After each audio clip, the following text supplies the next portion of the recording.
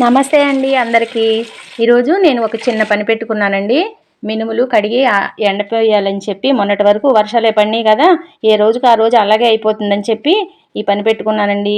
మినుములు తెలిసిన వాళ్ళు ఇచ్చారండి కొద్దిగా, ఇంకా అందుకని చెప్పి చాలా మట్టి తుక్కు ఉందండి. ఇంకా వాటర్లో వేసి శుభ్రం చేసేసుకుందామని చెప్పి ఇలాగా నీళ్ళతో కడుగుతున్నానండి. ఒకటికి 4 సార్లు చాలా సార్లు కడిగానండి. ఎంత కడిగే కొద్దీ మట్టి వస్తానే ఉందండి.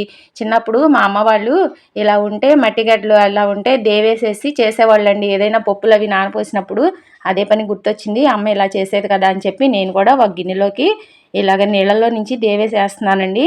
ఎంతలా మట్టి ఉందంటే మట్టిలో మినువులు ఉన్నాయా, మినువుల్లో మట్టి ఉందా అన్నట్టుగా ఉందండి. ఇదిగోండి ఇలాగా చాలా మట్టి ఉందండి. ఇంకా చాలా శుభ్రం చేసుకునే వరకు నీళ్లు తేటగా వచ్చే వరకు వంపుతూనే ఉన్నానండి. కొద్దిగా వాటర్ పట్టుకుని ఇదిగోండి ఇంత తేటగా వచ్చినాయండి.